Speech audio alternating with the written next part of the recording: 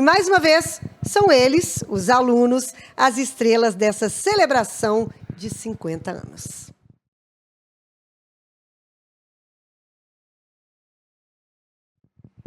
Bom, vamos começar dando as boas-vindas aos nossos alunos. Júlia, da Escola Média, equivalente ao Ensino Fundamental 2, Arthur e Matheus, que são da Escola Superior, equivalente ao Ensino Médio da Escola Brasileira.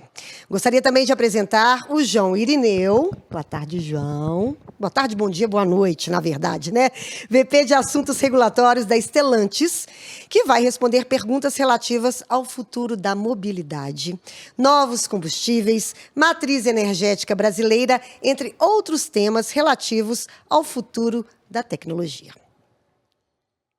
Esse episódio faz parte da campanha de 50 anos da Fundação Torino. Então, confira o filme comemorativo da instituição. Algum dia teremos amigos de outros planetas?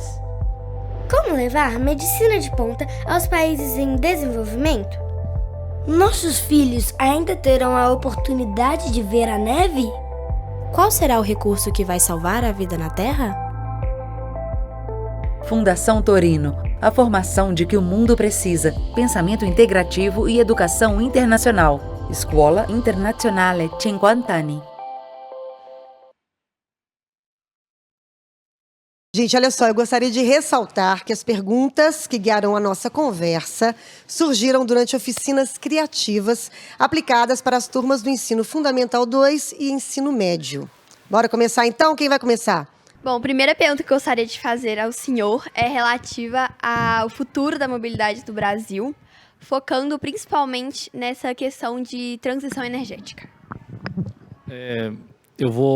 Obrigado, Júlia, pela pergunta. Eu vou iniciar agradecendo à Fundação Torino pelo convite, parabenizando a Fundação Torino pelos 50 anos, né? E por essa dedicação, né, à formação de pessoas que vão construir nosso futuro, né? Júlia, a pergunta é uma pergunta assim, que requer bastante tempo de resposta, mas eu vou tentar sintetizar aqui de uma forma rápida, né? A mobilidade é um tema bastante amplo, né? Ele transcende aquilo que nós fazemos, que é o automóvel. Nossa empresa ela é dedicada aos veículos de passeio comerciais leves, né? Que é um segmento de transporte aqui no Brasil. E o tema transição energética, ele trata de algo muito especial. Ele precisa, primeiro, a gente precisa situar o que está acontecendo hoje, né? A gente tem o carbono na Terra, conosco, está espalhado por todos os lugares, então o carbono é importante, só que no lugar errado, na intensidade errada, eles geram algumas coisas que não são, digamos, naturais, né? Então, o carbono que a gente joga na atmosfera e não captura e não renova, e ele acumula em determinadas camadas da atmosfera, ele faz um efeito que é o efeito estufa, porque nós precisamos de calor para viver. Os seres vivos precisam de calor. O Sol fornece esse calor para a Terra captura esse calor, o excedente ela joga de volta para o espaço. Ao jogar de volta para o espaço, se a gente tiver muito CO2 equivalente na atmosfera, acima daquilo que é natural, o natural expelido pelos seres vivos, né, a gente gera uma dificuldade desse calor retornar para o espaço. E ao gerar essa dificuldade desse calor retornar para o espaço, esse calor excedente que a Terra não precisa para viver, esse calor ele fica aprisionado e a gente gera o efeito estufa. Nós aumentamos a temperatura média da Terra e dos oceanos. Nós hoje estamos em torno de 1,5 graus, acima do período pré-industrial. E esse acima do período pré-industrial é importante porque foi no período industrial que a gente começou a queimar combustível fóssil, que é rico em carbono. E esse combustível fóssil a gente tira da terra, é o petróleo, gás natural, carvão mineral, a gente tira isso da terra, rico em carbono, queima, e esse gás com carbono, que pode ser metano, pode ser CO2, a gente chama de CO2 equivalente, né, que é a representação de todos os gases com carbono que a gente joga na atmosfera, em excesso, e é o que a gente está fazendo hoje, a gente joga 50 gigatoneladas de CO2 equivalente na atmosfera todos os anos, né? Depois eu vou falar dos países que jogam mais e os países que jogam menos, mas principalmente para gerar energia para a gente construir coisas, para a gente aquecer as casas nas regiões mais frias. Então, a queima desses gases no período industrial gerou esse excedente de CO2 queimado, acumulado na atmosfera, e isso aí gerou o gás de efeito estufa. Então, o calor vem do sol, aquece a terra, o excedente deveria voltar para o espaço, mas fica aprisionado. E gera esse aquecimento dessa camada onde a gente vive. E ao aquecer, a gente gera outras coisas que a gente vai debater depois. Mas qual é a solução para isso? Nós precisamos reduzir a queima de combustível fóssil. Nós precisamos encontrar alternativas, né? Então, aquilo que queima combustível, nós precisamos tornar essa máquina mais eficiente, reduzir a emissão de CO2 dela. E aonde nós temos fontes energéticas alternativas, renováveis, e a gente tem várias, a gente precisa aumentar o uso, né? Os países que mais emitem hoje, das 50 gigatoneladas, a China é o primeiro país, maior volume de gás gerado, o segundo, Estados Unidos, e terceiro a região europeia. O Brasil está mais embaixo nessa lista. Eu vou dar 3 números para vocês: 13 gigatoneladas a China, 6 gigatoneladas Estados Unidos, 4 gigatoneladas Europa e o Brasil 1,5. Mas aí o Brasil nasce com ele emerge com uma solução diferente, um perfil de emissões diferentes.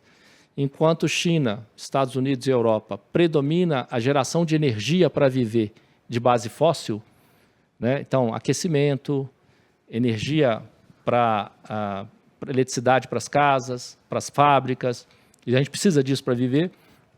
Nós aqui no Brasil temos um perfil diferenciado. O maior gerador de CO2 está no uso da terra, porque a gente desmata. A planta captura CO2 durante o dia, durante a fase de crescimento, e espelha à noite. Mas ele captura mais porque a planta está crescendo. A planta é rica de carbono, a planta, a raiz, isso tá cheio de carbono, ela precisa de carbono para crescer. Então, ela captura mais do que espelha, então ela é uma fonte importante de captura de CO2. Segundo, a agropecuária. O boi, por exemplo, ele rumina. É verdade, então, né? Que tem essa história pelo processo de ruminação, o arroto e o pum do boi tem metano. Metano em grande quantidade. Então, o boi, no ciclo de vida dele, você precisa de pasto. Tipicamente aqui a gente usa pasto, e o pasto, ao invés de você ter uma planta grande que captura grande quantidade de CO2 durante o dia, você tem uma planta pequena lá, que é aquilo que ele usa como alimento. Então, o pasto, ele restringe a área a uma planta pequena e não uma planta grande que captura grande quantidade de CO2. Segundo, o boi precisa passear nesse pasto, então ele gasta energia para ir atrás da planta, para se alimentar. Então, o processo dele físico, né, de demanda de energia, gera arroto, gera pum. Então, ou seja, e a ração do boi também tem uma base fóssil. Então, o ciclo de vida dele é um ciclo que... E nós temos o segundo rebanho do mundo. O primeiro é na Índia, e o segundo está aqui. Então, ou seja... Primeira fonte aqui de emissão de CO2 é o desmatamento, a segunda é a agropecuária, a terceira geração de energia. Enquanto na China, Estados Unidos e Europa, a fonte mais importante de emissão de CO2 é a geração de energia. Nós temos uma matriz energética renovável, mas eu acho que nós vamos falar sobre isso depois. Nós, como automóvel, nós somos o 4º setor emissor de CO2 aqui no Brasil. Nas outras regiões é o 2º. Nós somos o 4º. Por uma razão relativamente simples, nós temos o etanol. O etanol é um combustível de base vegetal, ele é produzido a partir da cana-de-açúcar, então a gente planta a cana-de-açúcar, ela captura CO2, enquanto ela está crescendo, leva 1 ano para crescer. Então, todo ano a gente tem uma safra de colheita de cana-de-açúcar, onde metade da safra é usada para fazer açúcar, metade é usada para fazer etanol, combustível. E nesse processo, de crescimento da planta, eu estou capturando o CO2 que está saindo do escapamento do carro que está funcionando com etanol. Enquanto o carro funcionando com gasolina ou com diesel, o CO2 que sai lá vai para a atmosfera e acumula, o do etanol, ele sai o CO2, mas ele é capturado pela plantação da cana-de-açúcar da próxima safra. Então, ele é renovável, ele fica ciclando, ele não fica... É como se fosse um combustível, entre aspas, natural, e não um combustível de base fóssil, né, artificial. Tá certo? Então, assim, dentro da transição energética, o Brasil tem uma grande oportunidade, e a gente já está colhendo frutos disso, pelo fato de ter o etanol como uma alternativa de combustível, usado em grande quantidade, porque a área plantada no Brasil hoje é 1% só de cana-de-açúcar. É pouca coisa, né? 1%, ainda, né? é pouco. E com esse 1%, metade da plantação é usada para açúcar, metade é usada para fazer o etanol. E a gente tem hoje uma venda de etanol no mercado brasileiro, que é 30% etanol e 70% gasolina. 30% do combustível consumido no Brasil, pelos carros flex que estão aí, e essa é uma outra vantagem. A gente desenvolveu a tecnologia flex aqui no Brasil. Então, o carro pode usar gasolina, pode usar etanol ou qualquer mistura dos dois. E lembrando, Fernanda, que o etanol tem 27%, a gasolina tem 27% de etanol dentro dela. É um blend, né? A nossa gasolina é um blend, é uma mistura. Então, o fato de a gente ter esse mix aí de 30% de etanol, essa alternativa, faz com que a gente tenha hoje 36% da nossa frota que está circulando, enquanto nós estamos aqui conversando, né? 36% da frota que está circulando lá fora está circulando com etanol. Significa que nós temos 36% de carros rodando lá fora como se fossem carros elétricos, que não emitem CO2. Pode ser, então, que o futuro da mobilidade esteja aqui no Brasil. Você sabe qual país do mundo que tem uma frota circulante acima de 36% baixo carbono? Noruega. Somente. É muito menor que o Brasil. Que é muito menor do que o Brasil, é um país muito rico, né, dos mais ricos. Sim. Vive de petróleo e gás natural, mas se planejou para poder fazer a transição energética para o elétrico. Nós não precisamos fazer essa transição elétrica para o elétrico direto. Nós podemos fazer uma transição de forma gradual, mais equilibrada, e a gente vai falar sobre isso durante a apresentação. Maravilhoso. Se vocês me deixarem falar aqui, não vai sair pergunta. A gente deixa, mas você está aqui para isso mesmo. Vamos lá, Arthur. Bom, falando até dessa popularidade do carro elétrico atualmente e como que essa fonte de energia tem sido muito popular entre os brasileiros atualmente, cada vez mais carros elétricos passando pelas ruas. E voltando um pouco na questão do combustível, qual é o combustível do futuro? Seria a eletricidade realmente a chave? Aqui no Brasil, o etanol sendo uma opção muito boa. E já vi em vários lugares também experimentos que eles fazem com hidrogênio, com nitrogênio até mesmo. Então, qual seria esse combustível do futuro? A pergunta também é uma pergunta que requer bastante energia para responder. Eu vou dividir a resposta em curto, médio e longo prazo, para a gente poder dar uma organizada, senão eu vou fazer bagunça na resposta. Curto prazo é o que a gente tem na mão. Tá? Então, é combustível baixo carbono. A gente, aqui no Brasil, tem o etanol. A Índia tem também etanol. A Índia tem produtores de etanol lá, são 60 milhões de produtores de etanol. É um país que tem a população da China. E o cara tem uma casa, nos fundos da casa ele planta cana-de-açúcar para vender. Não são latifundiários, são pequenos produtores. E ele é um importante produtor de açúcar e ele já tem um mix de etanol, de 10% de etanol na gasolina. Ele está fazendo aquele caminho que a gente começou a fazer há 20, 30 anos atrás, né? Então, a Índia está caminhando nessa direção. Bom, então, assim, curto prazo são as fontes que a gente tem na mão, combinadas com um sistema de propulsão mais eficiente. E aí a eletrificação entra como uma alternativa importante de curto prazo. Mas não precisa ser 100% elétrico. É um mix de veículo híbrido, onde você vai ter dentro do carro um motor de combustão e um motor elétrico com uma bateria pequena auxiliando esse motor elétrico. E como é que funciona? Toda vez que essa máquina elétrica, ela é alternador, que carrega a bateria, e ao mesmo tempo ela é motor elétrico. Depende da manobra que o cliente está fazendo. Se você estiver freando o carro ou desacelerando o carro, aquela máquina funciona como um carregador da bateria.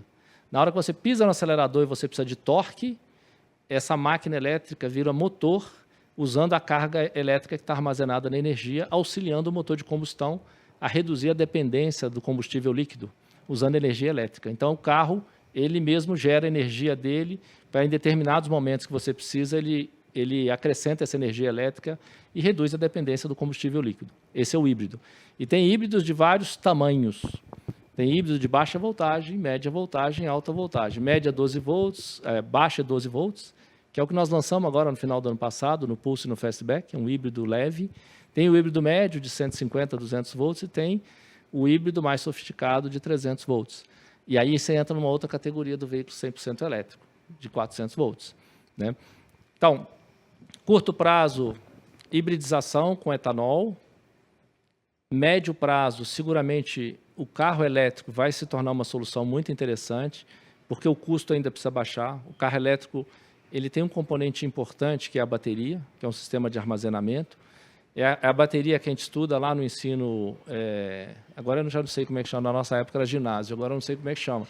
Então, fundamental. Fundamental. Catodo, anodo, eletrólito, a bateria é aquilo ali. O fato novo é o lítio, que é um elemento leve, que faz a troca de energia ser rápida entre catodo e anodo, e vice-versa. E ele viabilizou uma bateria, que é essa bateria do celular, que dura um dia, a bateria do carro, que tem autonomia para 400 quilômetros, e uma coisa que os chineses aprimoraram, que é o processo de fabricação da bateria, todo automatizado. A fabricação da célula da bateria é toda automatizada. Então, uma célula tem 4 volts, que é essa do celular, a do carro precisa de 400 volts. Você precisa de 100 células dessa ligada em série para fazer o carro andar, mas são células grandes de bateria, né?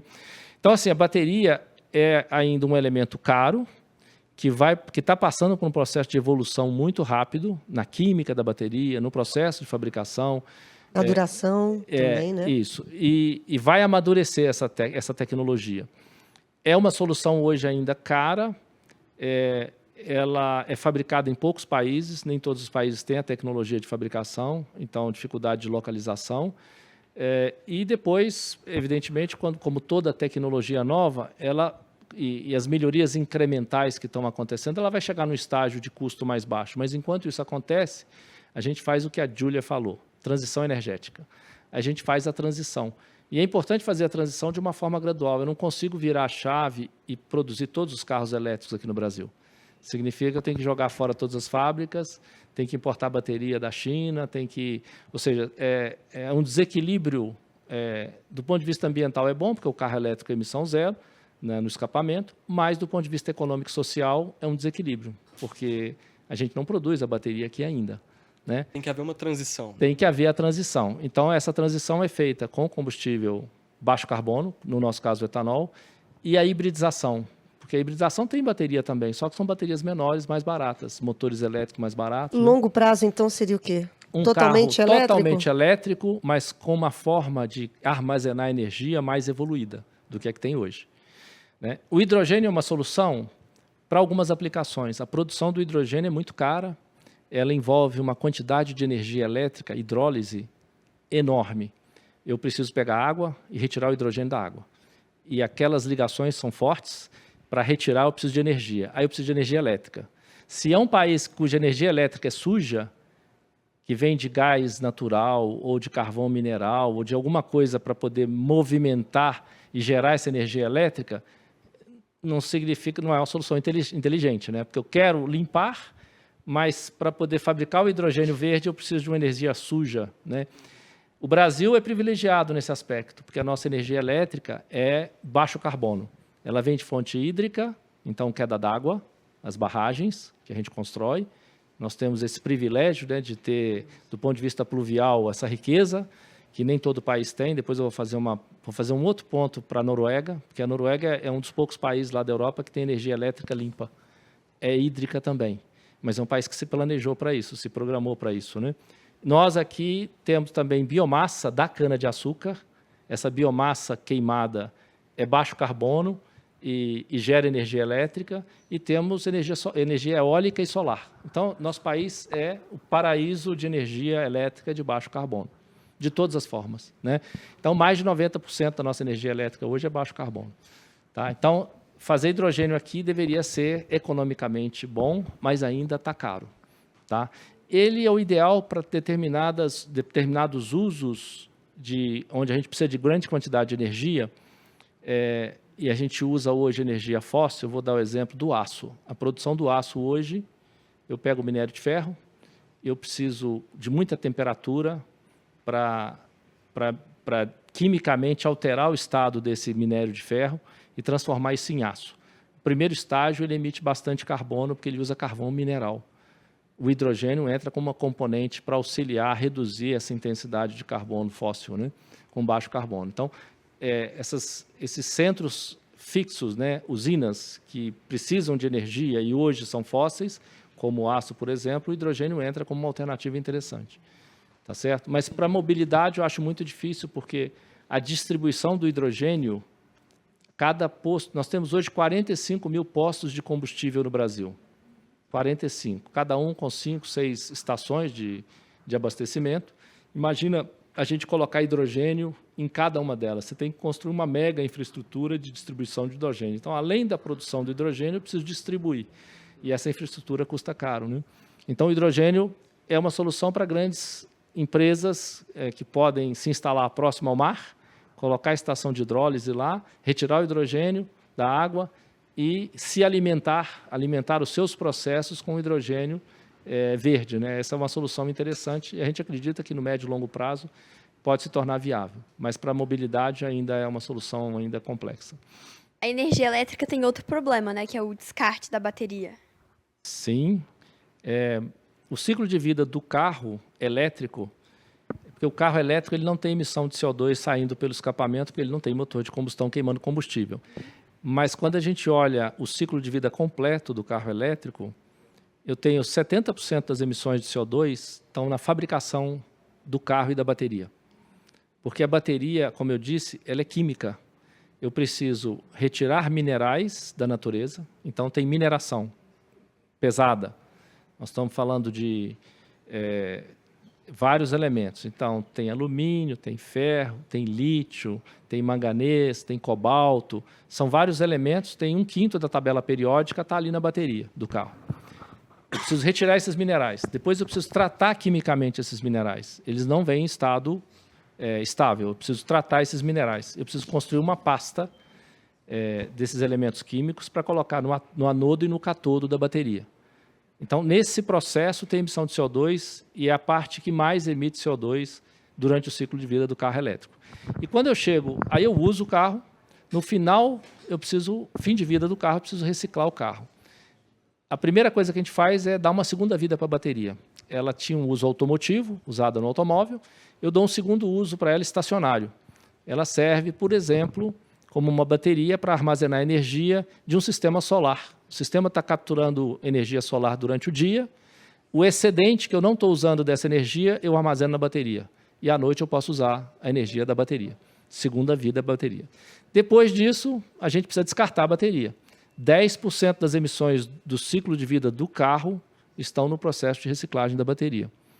É uma fábrica também cara para fazer com eficiência, mas a gente consegue assim, aproveitar, ter um índice de aproveitamento dos materiais 70%, 80%, até 90%, de reaproveitar os materiais e evitar de ter que minerar de novo, de ter que fazer o tratamento químico, a purificação e a fabricação da pasta. A gente consegue reaproveitar boa parte disso e mitigar a emissão de CO2. Então, a bateria é o ponto-chave do carro, porque é o elemento mais caro do carro, 50% do custo do carro elétrico é a bateria. Então, quando você entra num carro elétrico, o pavimento do carro todo é bateria. Você está pisando na bateria. É um elemento altamente sofisticado, né? Apesar de ser a tecnologia que eu falei de catodo, anodo, eletrólito, mas ele está ali no pavimento do carro. Ali tem controle de temperatura, tem controle de tensão, tem controle de tudo. A bateria está sendo monitorada por um sistema automático, tem sistema de refrigeração, porque ela não pode passar de 55 graus, né? A reação química eleva a temperatura da bateria em si. Então, tem vários controles. Bateria é algo bastante sofisticado hoje no carro elétrico. Mas também eu fico pensando, se a gente está discutindo aqui o futuro da mobilidade, né? E a gente né, você está falando aí sobre carros elétricos, talvez seja de fato o futuro, a tendência também é que essas soluções aqui sejam estudadas para que sejam mais viáveis, né? Já que provavelmente esse deva ser o futuro aí para não usar combustível fóssil, né? Eu diria o seguinte... Essa bateria tenha um tempo melhor, que seja uma reciclagem mais eficiente, Sim. né? A tendência provavelmente deve ser essa. Isso já está acontecendo hoje. Quando a gente olha para o carro elétrico, apesar dele ter um custo mais alto, ele tem algumas vantagens interessantes. O custo do quilômetro rodado com energia elétrica, aqui no Brasil, é 1/3 do quilômetro rodado com combustível líquido. Então, a despesa para carregar o carro, para colocar energia no carro para ele andar, no carro elétrico é mais barato do que no carro a combustível líquido. Então, um ponto a favor importante. Segundo, manutenção. Manutenção de um carro elétrico é pastilha de freio, pneu e basta, né? É lógico que tem um desafio que é o custo. O carro elétrico custa mais caro do que o carro a combustão e o valor residual de revenda de um carro elétrico ainda não é competitivo. Ele perde mais valor do que o carro a combustão depois de 5 anos de uso, né? Porque o cliente ainda não adquiriu confiança 100%. E tem um quarto ponto importante, porque o cliente que compra o carro elétrico precisa entender bem a situação, é infraestrutura de recarga.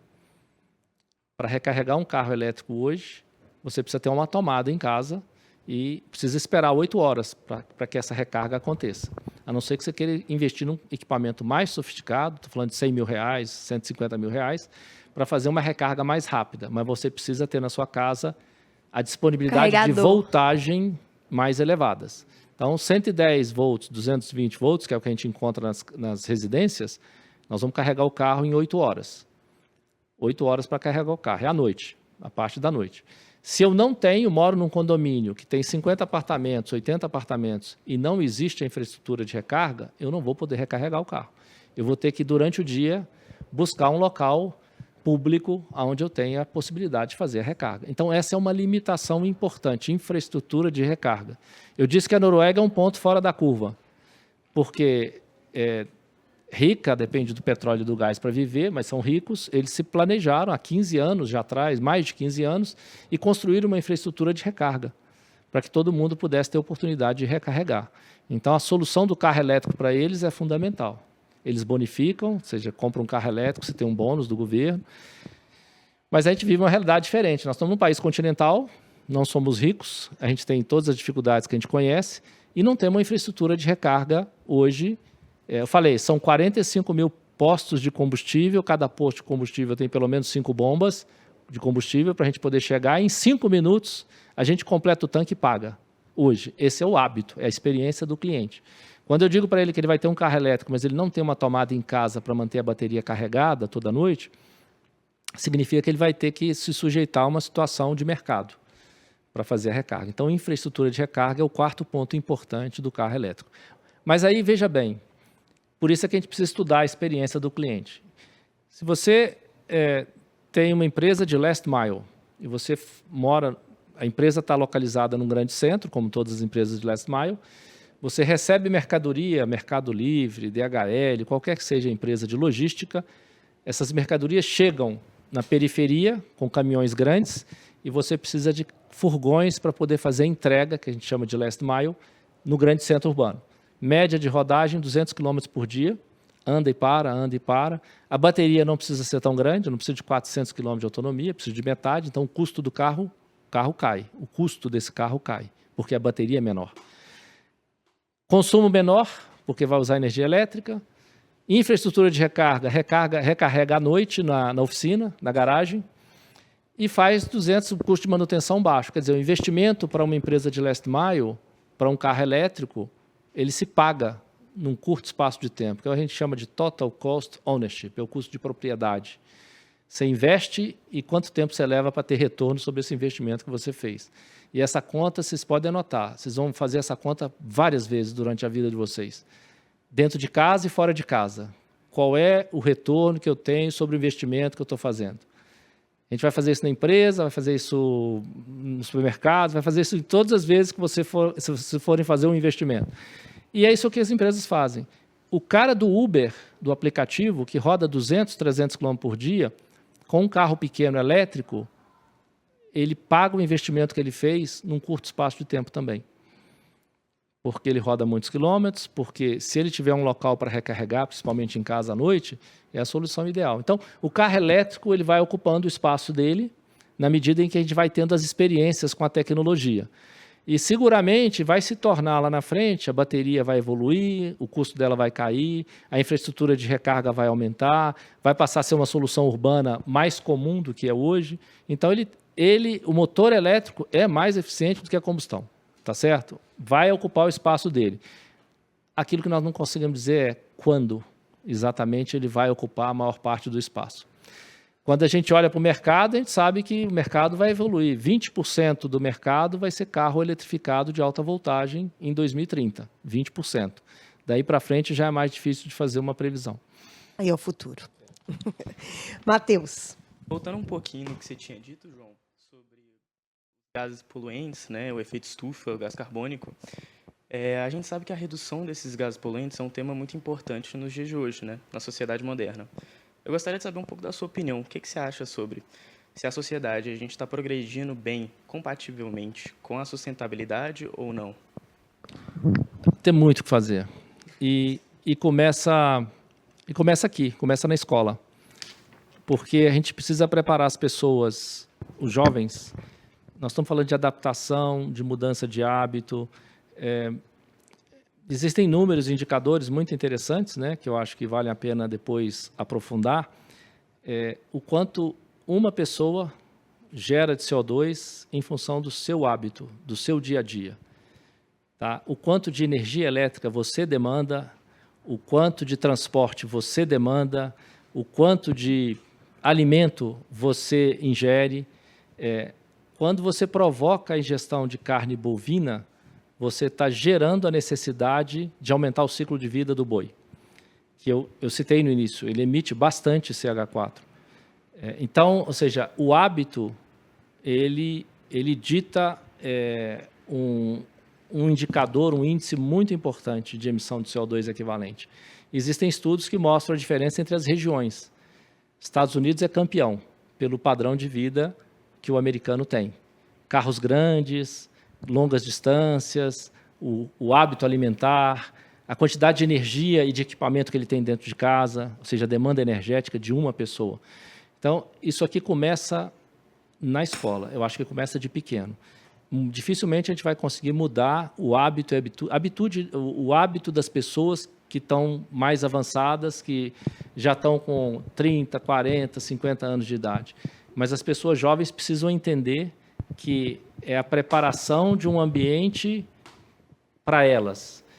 Os estudos dos cientistas, os mais recentes, mostram China, Europa e Estados Unidos emitindo aí praticamente mais de 50% das gigatoneladas que eu falei que o mundo emite. Só que quem vai sofrer as consequências, primeiro, dessa questão do aumento da temperatura, é a região que está próxima ao Equador. Então, nós temos a América do Sul, África, Índia. Essa turma vai sentir primeiro, nós vamos sentir primeiro os efeitos desse aumento de temperatura. E as previsões dizem o seguinte: nós hoje estamos com 1,5 graus acima do período pré-industrial, onde não existia combustível fóssil sendo queimado. Em 2100, nós estamos há aproximadamente pouco mais de 70 anos, nós estamos dizendo assim, a geração de netos, eles vão viver intensamente esse período, 2100. 2100 nós vamos estar com a temperatura, se não fizermos nada, de 5 graus acima do período pré-industrial. Isso significa que na linha do Equador, que é a região mais quente, nós vamos ter temperaturas diárias, todos os dias do ano, de 44 graus. Umidade acima de 80%, você forma um cinturão vermelho ali próximo ao Equador, inabitável. Os cientistas calculam 3 bilhões de refugiados do clima, né? E olha o que vai acontecer. Essa é a região que produz alimento, vegetal e animal. A turma que está lá em cima no frio vai sentir também os efeitos, porque a gente não vai mais conseguir produzir alimento na quantidade, na qualidade e no custo que a gente produz hoje. Vai ficar muito mais caro produzir esses alimentos. Ou a gente vai ter que partir para alimento artificial, ou então vai faltar alimento, né? Porque a gente vai estar exatamente atacando uma região hoje que é rica em produção animal e vegetal, tá certo? Então, estou falando, essa é uma visão média. Existem aqueles que negam que isso aqui vai acontecer, eu não quero pagar para ver. Então, assim, a gente está trabalhando para poder mitigar e fazer a nossa parte. A gente tem um plano, né, onde a gente fez o inventário da Stellantis, de tudo aquilo que a gente emite do berço ao túmulo, porque o carro começa lá na mineração, de aço, alumínio, plástico, fabricação das matérias-primas, aço, alumínio e plástico, depois fabricação dos componentes, traz os componentes para a fábrica, monta o carro, vende o carro, o cliente usa o carro por 250 mil quilômetros, depois descarta o carro. Esse carro depois precisa ser descartado e reciclado, fim de vida do carro. A gente calculou todas as emissões que a gente provoca em 2021 e serve de referência. A gente tem o objetivo de reduzir 50% dessas emissões em 2030 e net zero em 38. Então, a pergunta que você faz é a pergunta que não quer calar. Como a gente faz para que as pessoas possam mudar seu estilo de vida, seu modelo de vida, seu modelo mental, para poder reduzir a emissão de CO2? E isso precisa ser já. Quanto mais cedo a gente começa a fazer o dever de casa, até 2050, para poder ter o net zero que a gente tanto sonha, né, que a gente planejou para 2050. Né? Júlia? Em 2030, a gente já consegue ter essa redução dos gases da vida útil do carro. De quanto, mais ou menos? Nós fizemos um inventário em 21, e nós temos uma média, um número médio, né, de toneladas de CO2 que um veículo médio nosso emite. Nós vamos fazer 50% de redução em 2030. Então, nós vamos chegar na faixa de 30 toneladas por veículo de emissões durante todo o ciclo de vida dele. Vou te dar 2 números que são interessantes. Um veículo a gasolina, da mineração até o fim de vida dele, ele emite aproximadamente 55 toneladas de CO2 durante todo o ciclo de vida. Um veículo a bateria, 100% a bateria, 100% elétrico, emite 26 toneladas, metade praticamente.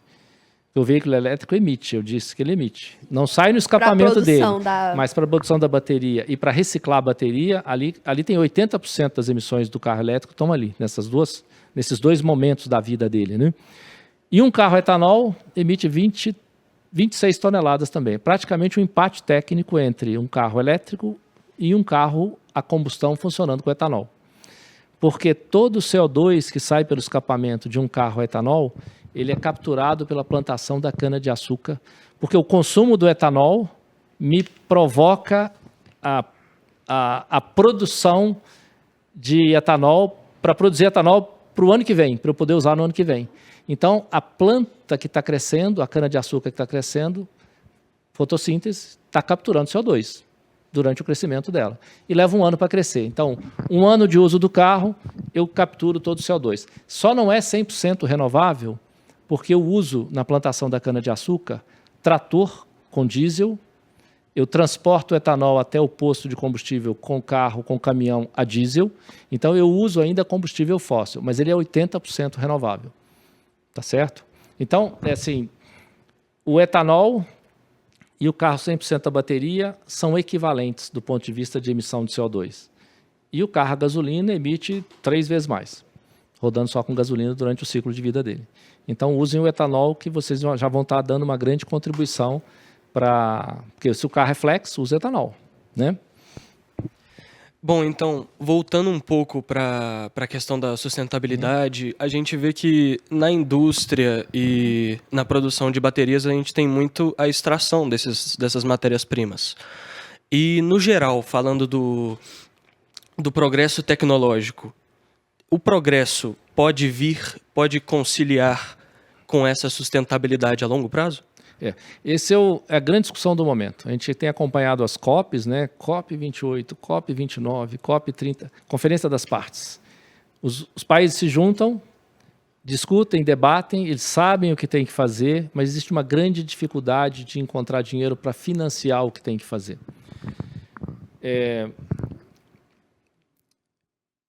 O grande desafio é assim, a gente tem toda vez que a gente se depara com um desafio muito grande, a gente precisa aprender a dividir esse desafio e ter a disciplina e o método para resolver esse desafio em pedaços.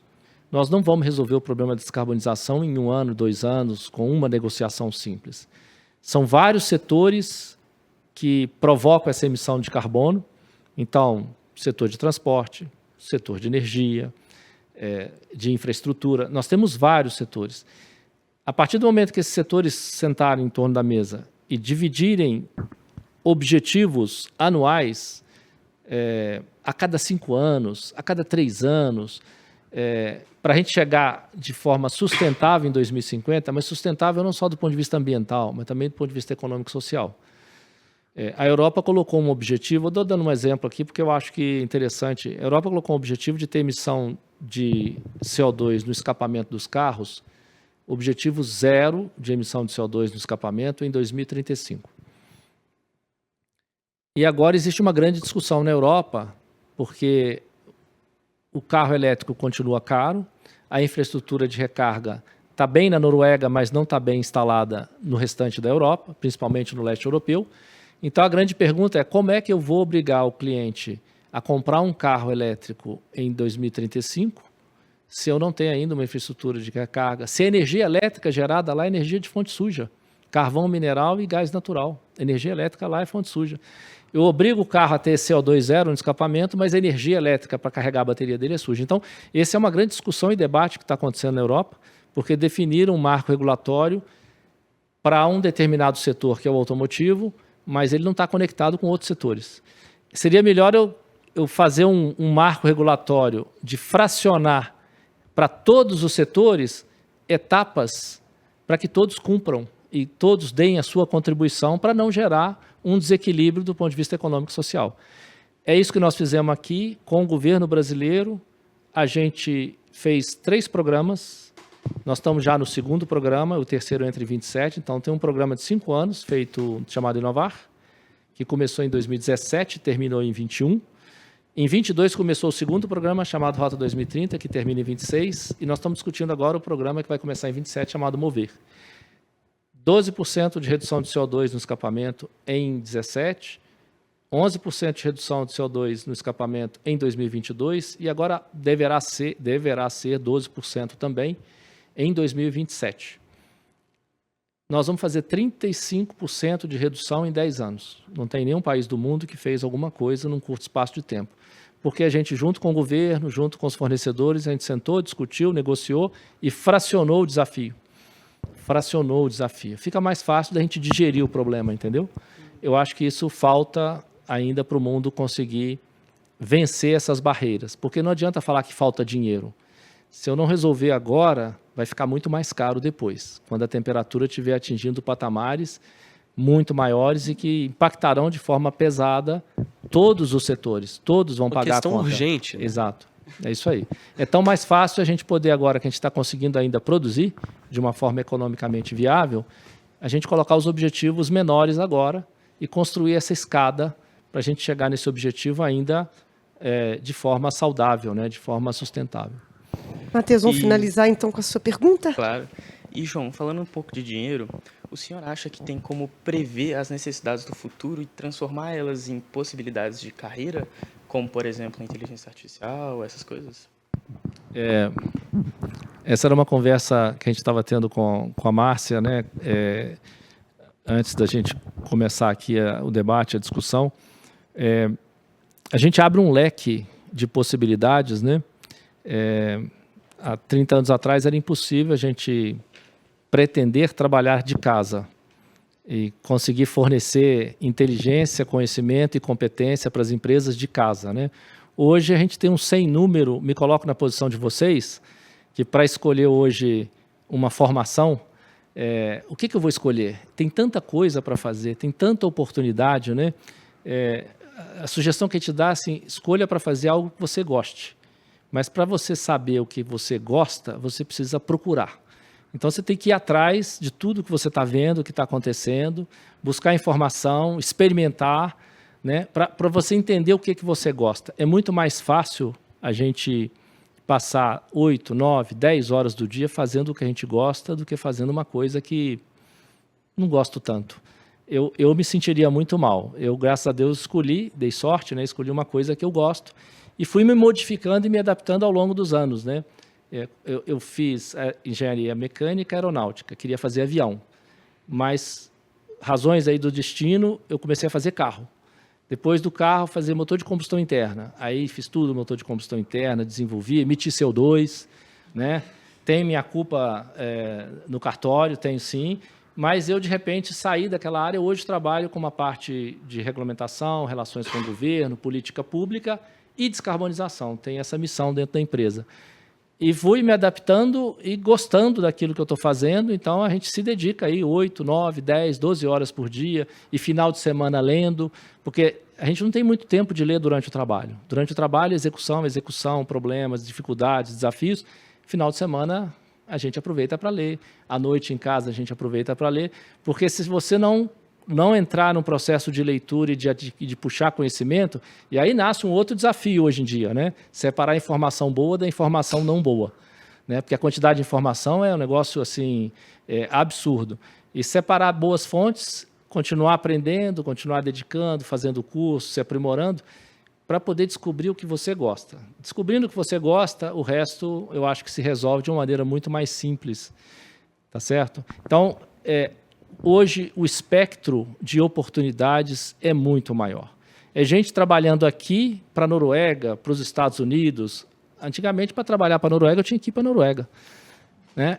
Trabalhar para os Estados Unidos, eu tinha que ir para os Estados Unidos. Hoje, a pessoa consegue trabalhar de maneira remota. Então, existem muitas oportunidades. Então, eu acho que, hoje em dia, a dificuldade é escolher, é a escolha. E eu falo, na escolha aquilo que você gosta de fazer, aquilo que te atrai. Né? Porque não tem nada pior do que a gente fazer coisas por outras razões, mas que não seja o prazer de fazer bem feito, né? De buscar, de aprofundar, né? É isso? E nesse meio tempo aí, entre trabalhar e ler, ainda vem aqui na Fundação Torino... Tem a família... Nos passar essa aula de futuro aqui pra gente. Mas é um prazer, né? Ou seja, às vezes me vejo com 17 anos, 15 anos, consigo me ver ainda com 17 anos, 15 anos, imaginando o que eu ia fazer, né? Eu me imaginava assim. Porque eu faço o que eu gosto. Exatamente então, assim, briguei, né? Para fazer aquilo que eu imaginei, né? Muito bacana. Parabéns. Pronto. Obrigada, João. Obrigada, Júlia, Arthur, Matheus. Eu que agradeço. Valeu. Obrigada, João. Obrigado. Obrigado, Fundação Torino. E a sugestão esse tipo de debate da descarbonização, a gente precisa, como a gente diz, lá no interior, na minha cidadezinha, em Valadares, a gente precisa cacarejar. Esse é um tema que precisa cacarejar, e de preferência com o pessoal jovem. É um pessoal que a gente ainda consegue sensibilizar e que pode moldar o seu estilo de vida, a sua forma de vida, as suas aspirações, na direção da descarbonização, porque quem vai pagar a conta são eles. Tá? Eles vão pagar uma conta alta se essa coisa não acontecer de uma forma organizada, estruturada, sustentável. Vocês vão pagar a conta, vocês e os filhos de vocês, meus netos, seguramente, né?